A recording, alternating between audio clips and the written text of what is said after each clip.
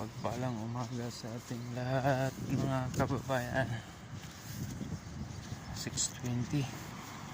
Ganda ng sikat ng araw.